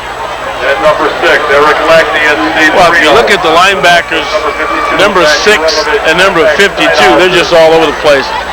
They're just coming from everywhere that you can find. Steve Marino and Urimovich, they key on him. When they see Kerner going to their left, they just sprint to a position and wait for him. I'm wondering what sort of spikes Kerner has on. He has slipped on 3 separate occasions. Here in the first few moments here of the second half, he pretty much lost his balance on that one as well. Fullback up the middle, a yard, that's it. Well, I'll tell you that time. Let's look at that number 53. Tony Pasolano came up. He was looking like he was looking to knock somebody's head off and stop him for a short gain. Jake Perversia with the carry, so it's an all-junior backfield now for the Minooka Indians. 10-2 on the season. That dramatic overtime win over Morris in the opening round of the playoffs, their first playoff win ever. Play action. Oh, this one's picked off at midfield. He's going all the way on this. Matt Ryder on the far sideline. Matt Ryder, a 50-yard interception return for a score. Well, we've talked about their defense. I think they're going to flag in end zone for unsportsmanlike conduct, even though it's a great time to celebrate. But that ball was thrown out there, and you can see the difficulties that the quarterbacks are having. And we're watching the replay of the show. Let's watch how the ball just comes out of his hand, and it just doesn't have anything on it. It's way up above his receiver. Matt Ryder has it, and he just scoops down the field. Billy Scholl, the extra point. Providence striking a minute and 40 seconds into this third quarter. They do it on the defensive side. Matt Ryder, his second touchdown in the last 2 weeks. Last week, he picked up a block punt, took it in 30 yards for a score against Batavia. And this one, they pick off in midfield, and nobody laid a hand on Ryder the rest of the way. Well, if you're going to throw it to the outside, that's, again, most dangerous pass that you can throw, especially with a slippery football. I think Coach Sharp has got to readjust, and he will, and throw the ball down the middle. He's got to throw it between the hash mark and make Urimovich get him out of position, which is very hard to do. But throwing to that sideline has been dangerous all night. Celtics have been making a habit of this, and that is scoring early in each half. They've done it the entire season. They buried Batavia last week 49-6 by jumping out quickly and putting away the Bulldogs early in the second half. Here tonight, Louis Medina scored with 43 seconds gone in the first half, and Matt Ryder here being congratulated by his teammates after this pick about a minute and a half into this one. And that's jubilation. That's not hot dog, and that's what you do when you're a great team and your kid scores. Well, they like to kick that ball to Zook. He's coming from the 10. The going was a little bit tougher up the center of the field. Well, now Minooka between a rock and a hard place. Dan Sharp will admit we are not the type of team to be able to come back, though they have in each one of their playoff wins. They have trailed, but they have not trailed by this margin to this quality of opponent. Celtics 27-zip. And probably because the difficulty is in the double wing offense where you're using motion and play action, and you get down 27 points. Who cares if you fake the ball to the running back? You've got to be able to drop back and throw that ball and hit some receivers. Turner will try to cut it back in. Oh, Urimovich is there again. That's a scary sight, isn't it? Turn back into what you think is a hole. Well, they talked about the scouts and who's looking at him. He'd be well auditioned for the University of Illinois or Northwestern. He's academically sound, and he's got the physical attributes, and he's going to get bigger. He's not, I'm good thing he's not going to make 189 pounds this year. And wrestling, he's a little too beefed up for that.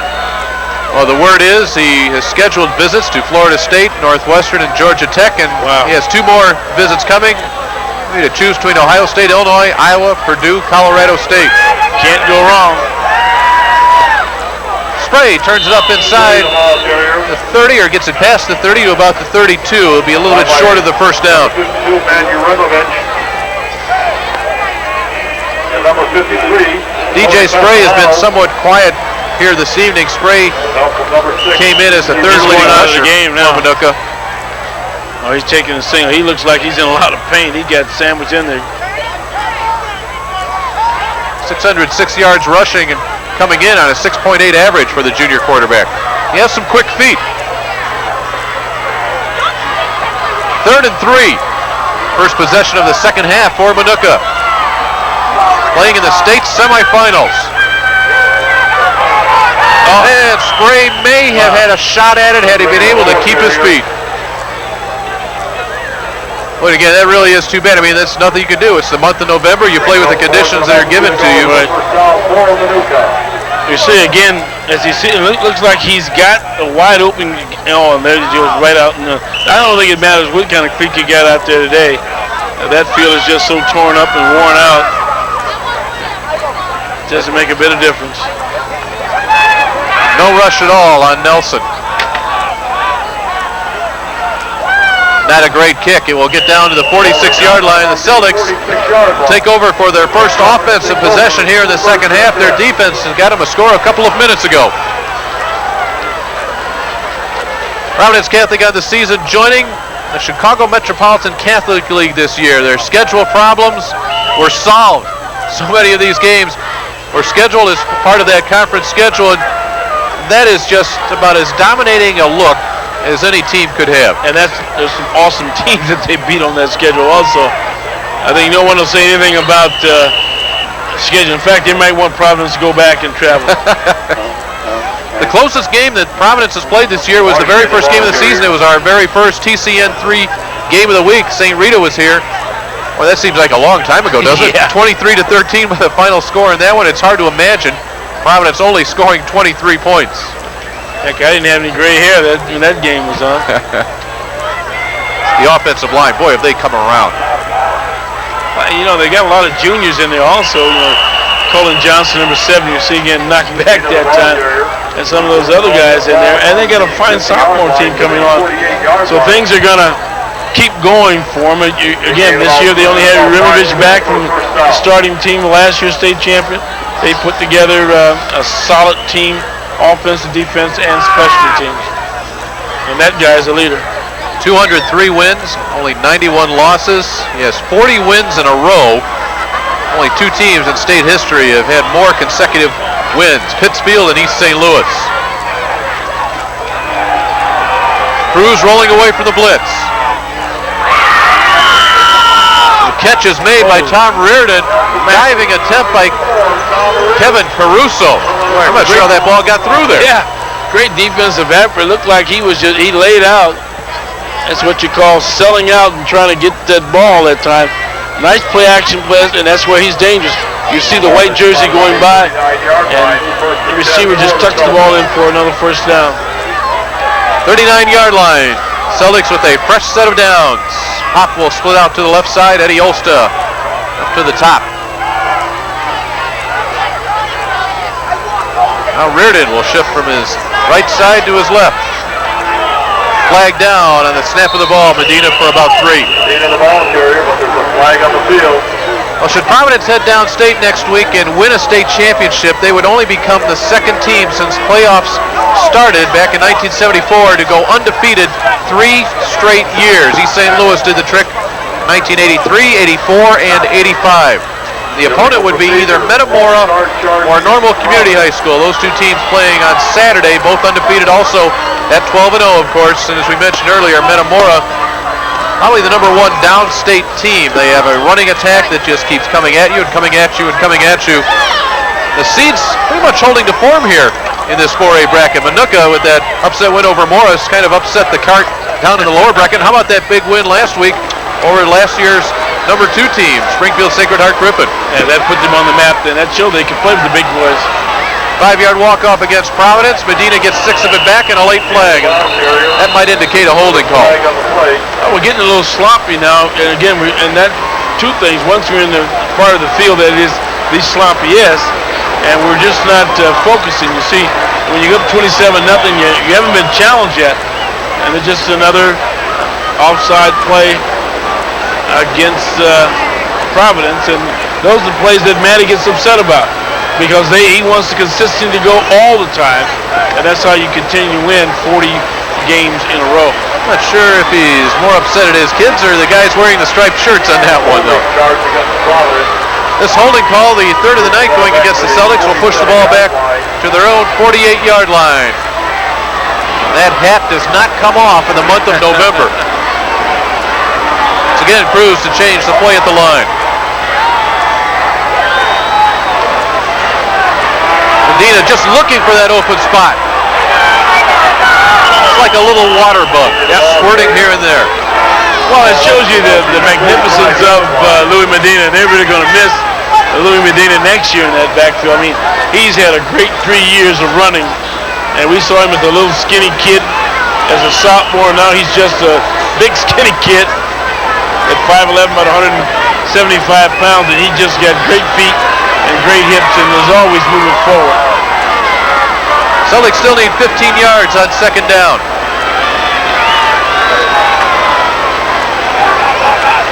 Medina trying to get to the outside, to the 40, out of bounds at about the 35. Whoa, look out.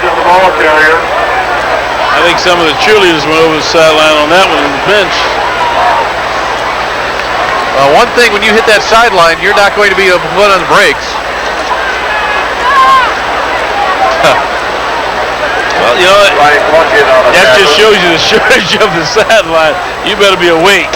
You see Medina as he gets to the sideline here, and then everything goes blurry as he goes flying along with the Minooka tackler into the bench and turning everything topsy-turvy. Gain of 8 for Medina. It's 3rd down and 7 with 5:22 to play here in the 3rd quarter. It always amazes me that there are more spectators than players on Providence sideline. Medina banged down hard inside the 30. Be close to the fact he will have the first down. And this might be the last drive for a lot of those first-string offensive players and keep them fresh, ready to go for next week's game. It's again a very methodical drive here for Providence. This is their 7th play. They started at their own 46. Oh, the fullback carried the ball. Steve Mondre will stay at his feet. All right. The ball carrier. What a throw for Mondre. He is blocking back. It's a little carrot dangled in front of him that time. I think they just wanted me to screw his name up again. You know, Steve, I'm going to do this to you. I was walking through the end zone prior to the game while the Celtics were warming up. Steve Mondre was there playing catch with Tim Lohman, and he says, "Hey," he says, "don't make fun of my name tonight." I'm sorry, Steve. No, I said, "Steve, what's with your name?" I said, "You know, how does it work that way?" He said, "I don't know." Maugeri, it's pronounced Maudry. I'll tell you what, he came into the Celtic backfield after the Catholic High game, and I think he's the big difference. He's the blocking back they needed to put all the chips together. 6 foot, 216 pounds. And Mondre, that's a great name. For measurement on the field.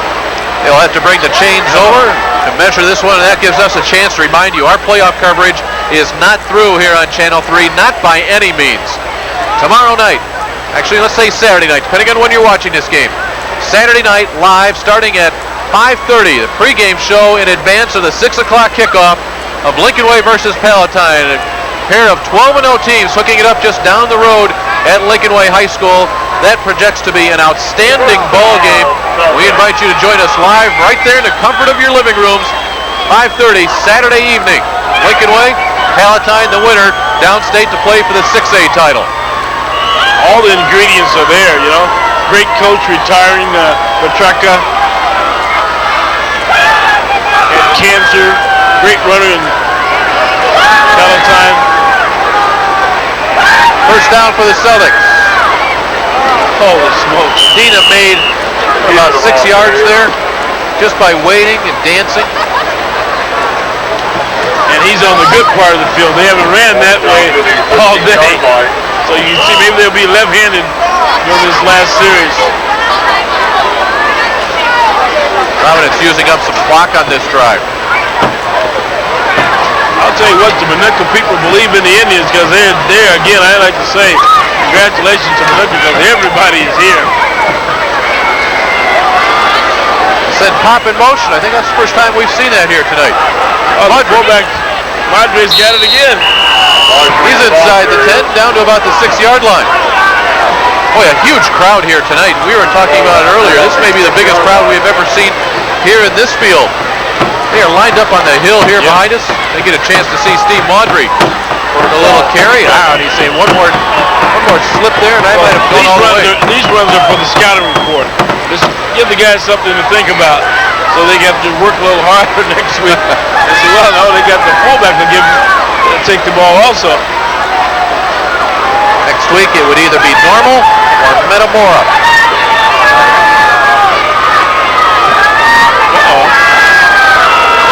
Tough pass.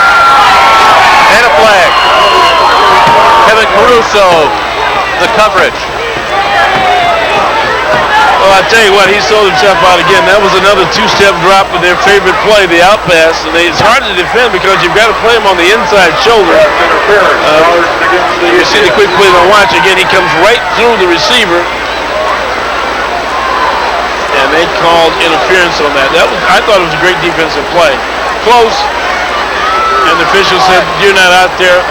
And he threw the flag. Dave Pop, the receiver, 6'2", 165-pound junior. He's an excellent target for a cruise pass. It's first down now for the Celtics inside the 5. I wonder who's going to get this one. Number 22. Medina not there yet.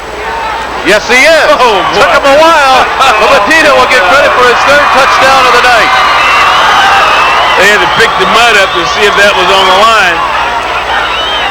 That was very interesting. I'm watching every official I could get my eyes on, and nobody's running in to get the spot of the ball. All of a sudden they walk in and say, oh yeah, there he is. Well, their pants are still white. Shell coming right into your living rooms with yet another extra point. He has a couple of field goals. He's been busy tonight. That's because the Celtics have just put their 34th point on the board thanks to this guy right here, Medina's third. Well, I think probably Set down to the field right now, our sideline reporter. We haven't heard much from this guy here tonight. It's Lee Turnbow. You know why? Because there's a million people down here and I can't get around here. But seriously, you know, on the sidelines and in the stands, you know, it's kind of like taken for granted almost, Providence, you know, not really a lot of emotion in the stands because they expect to be there. And that's what a good program does. You know, Coach Suffner right now, 3 years in a row, state championship game, trying for 3 straight championships. And I tell you what, tomorrow night, we're going to be down the road a piece, and Lincoln is going to try to get in the state finals. And I don't know if there's been 2 teams going for state championships in the same town in the same year. Mac, you're old enough to know about that, so thanks. Check that one out. Well, being the historian, I'll tell you, that is quite a feat. Take a look at that offensive line blocking here for Louis Medina. Some big-time helmets popping. Medina not touched on that 4-yard run until he found himself across the goal line. We have 2:42 to play here in the third quarter. 34-0. Zook will let this one roll into the end zone. Going back to Lee's comment about 2 teams from the same area, same town, you're talking north and south. You're talking New Lenox, Providence, and New Lenox, Lincoln Way. It may be one community, but that's just 2 different set of people when you talk about who's who, and it would be great for the area. I don't know if they have that many hotel rooms down in Normal to fit in all the New Lenox people that'll be traveling down the road for the next week's game if both teams are in there. This community has been hopping all season long. So is the Minooka Village. Screen pass. Oh, man. Matt Ryder, number 8, had an interception return 50 yards for a score earlier on, and he was right there to meet Jake Baversha head on. He's had a great game. Yeah. Not only has he looked good on the interception, but boy, he's put his nose right on the ball several times and make these crunching tackles. We see DJ Spray just get that ball, and watch this. He just finishes up and just drives him back 5 yards. 2nd and 15. No real continuity has been able to be sustained tonight by the Indian offense. Dan Gallegos says hello to 6 green jerseys. Tonight, back the way Providence has played defensively tonight, they look like they're playing with about 15 men on that side of the field. You're right. They have all that energy. They take these games. Sometimes they're like the Bulls. They become complacent, and you get kind of used to things happening. A Medina run, a Cruz pass, Ulster catch, and then you remember he's knocking somebody down. And that's the way they play, like a machine. But it takes a lot of work to get to that point. And they're on the line for next week's game, either Metamora or Normal, whichever one there. These guys will be ready for number 41. Or 42. It would be 42 because 41 was pretty well in hand here with 1:07 to play in the third quarter on top 34-0. And this is a great training field for the Minooka Indians. Danny Sharp will take this back and play it over and over again and see all the mistakes and look for what he's got to do to get here again and take that one step further. I'm amazed and I like his program. Dave Pop will look to get to the sideline and get a block. Top of the 45-40. He's going all the way. Dave Pop will take it the distance. 60-yard punt return for a touchdown for Dave Pop. And you know what? He looked faster than Medina on that run. Maybe it's the good side of the field, but what? When Pop caught that ball, he just put the afterburners in and went right by.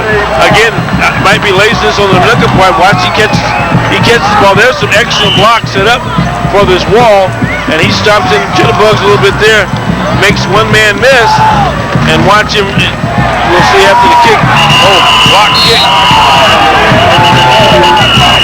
And a flag on the play. Pop acts like he's never run that far before as he's sucking some air there. Boy, he was really moving. Word is Dave Pop may be your tailback next year.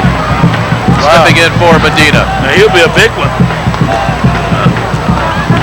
We'll see if we can get a gauge. You're going to stopwatch here on Dave Pop. See if he is a little quicker than Medina. I think that we'll probably set up a race after this game, and when Medina finds out that we said he's a little slower than Pop. But watch him turn it on.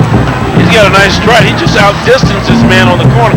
Makes a nice little cut back here, and there he goes in. Give Pop credit for a 59-yard punt return for a score. And take a look at this third quarter. It has just 34 seconds left. The Providence offense touched the ball one time, had one possession. They marched 54 yards in 12 plays. Yet the Celtics have scored 3 touchdowns here in the third quarter. All 3 aspects of their game. Offensively, Medina a 4-yard run. Matt Ryder had a 50-yard interception return for a score. And now Dave Pop from the special teams busted for 59 yards. This third quarter right here tells you an awful lot about the Providence Catholic team this season. 40-0 is our score.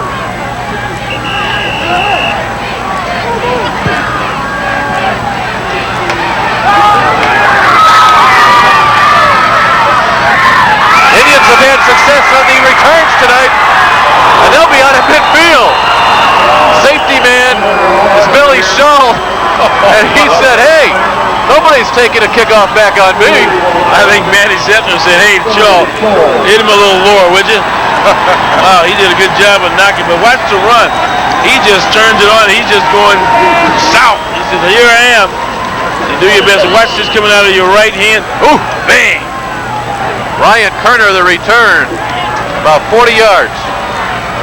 Billy Shull, the soccer player at Providence Catholic. Don't hurt that foot. Yeah.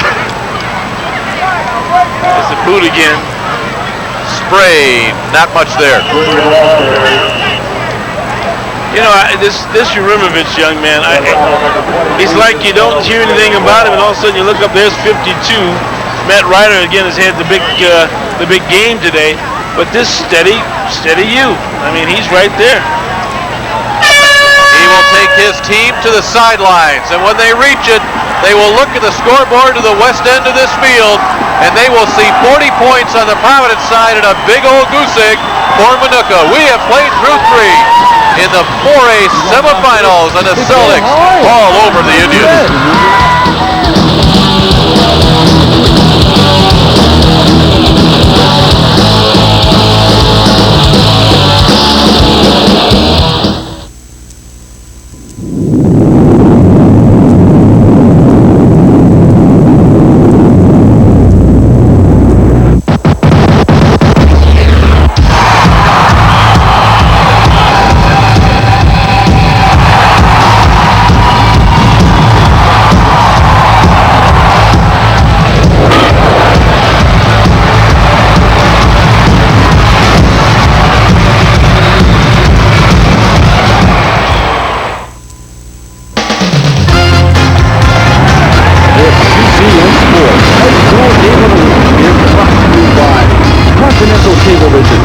Celebrating 10 years of local sports coverage.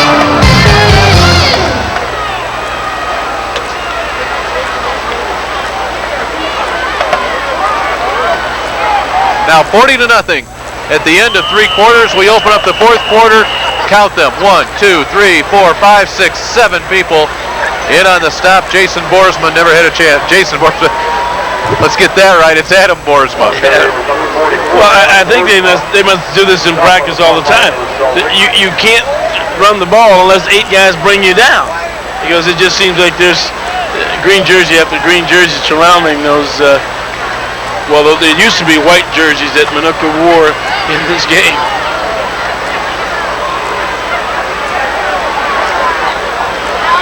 Third and 9. We've said that about 20 times tonight when it comes to Minooka. Spray to keep it.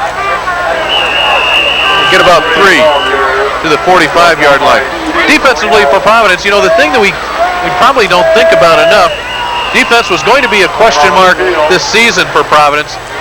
But you know who they had to play against every single day in practice? They had to go against this offense that's averaging over 40 points. That can do nothing but make you get better. You're absolutely right. The repetitions and trying to read the blocks of that offensive line, trying to stop Medina or Cruz. You get a lot of experience that just carries over to the ball game.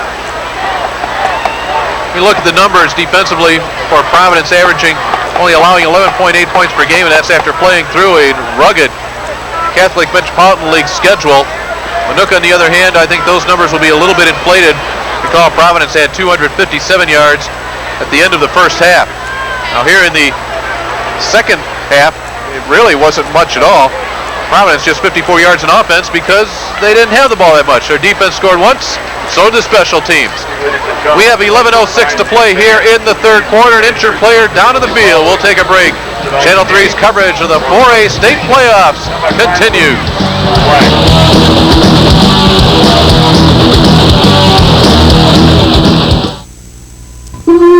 The beauty of football on TNT is that so often a man is called upon to do something beyond his capabilities.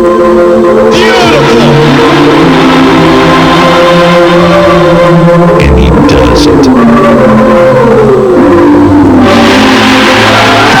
The NFL on TNT, Sunday nights at 8, 7 Central. Adam Boersma was the injured Indian. He made his way off the field under his own power. It is a fourth down. Minooka needs 6. They're at the Providence 45. Flag down. Spray over the middle. It's picked up by Max Steinhauser at the 30.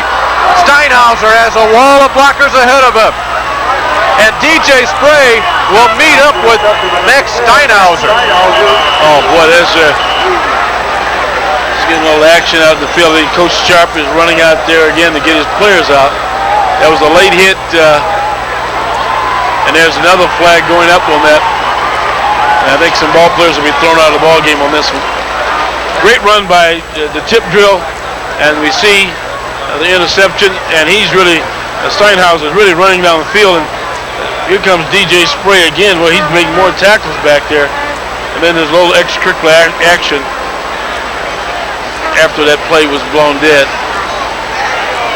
That's the third interception of a DJ Spray pass here tonight. The interceptions from Scott Janik. Matt Reiters was good for a score. Steinhauser took that one from his own 30 to inside the 30-yard line of Minooka.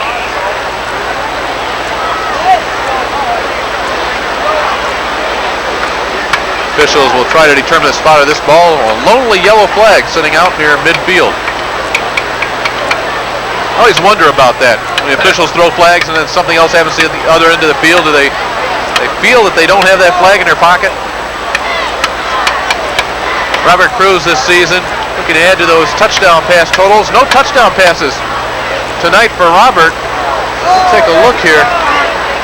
Robert Cruz has not gone a game without a touchdown pass. He has thrown at least one touchdown pass in every game. In fact, he has thrown at least 2 touchdown passes in every game but 2. How about this for numbers? 4 games of 4 touchdown passes, and he has a 5 touchdown game against Fenwick. The line of scrimmage right now, after Matt Sempner gets his explanation, is back at the 42-yard line. Looks like Robert will have a chance to head down to normal one more time. Down there for that state championship season. He was actually on a 94 state championship squad. He was brought up from the sophomore team. I think what he's talking about on the side, it could affect next week's game. If a ball player is thrown out of this game, he's ineligible to play next week's game. And the umpires came on the sideline and was talking adamantly with Coach Sempner about something, and Coach Tillman went to the bench right away and try to get his ball players to say, hey, do you realize what can happen if that unsportsmanlike conduct gets you thrown out of a game in retaliation or throwing a late hit? Well, did anybody get tossed? They've gone to both sides and told them, talking to the head coach again, which I think is very respectful, and that's the way you're supposed to do it. You get away from a lot of that stuff when the coaches know that they're ball players, and again, if Minooka's game ended today, which it will, they still have to sit out next year's first game. So after all that is sorted out, That penalty on Providence was a dead ball foul, would set up a first down at 25. The ball now has reached the 39. And one point, these are both classy coaches, and they're both class teams, and I think that's, you won't have anything like that happen because these guys will not stand for it because they know this is part of being a championship is good sportsmanship, and just, and if you have a problem with somebody, just knock the dust out of them. You know, and the thing that both coaches will say, and they talk about, you know, guys, we have 5,000-6,000 people here tonight, a television audience. You know, this is an opportunity for you to show your stuff in a positive way. Medina, only a yard there. And I'm very surprised with 10 minutes to go that Medina and Cruz and Pop and Oster and those guys are still in there. 40-0 is the score. Celtics led 20-0 at the end of the first half. 3 touchdowns in the third quarter have added to it. And now we'll see Louis Medina leave the field. Louis tonight with 23 carries for 178 yards. Medina gets a pat on the hat by Matt Sefner, and Dan Sharp and his offensive coordinator Dan Goggins still working. Eddie Olsta out of bounds. He's out about the 20-yard line. Put the ball down inside the 20-yard line. Medina in the season started tonight with 2,355 yards, threw another 178 on them. He has gone over 100 yards every single game this season. He's been over 200 yards rushing on 6 occasions. He now has 28 touchdowns, and he'll just rest it up for a week and head down and play in a state championship game. Steve Mondre will get the carry. Marjorie, the ball carrier. Moves the ball down. Mondre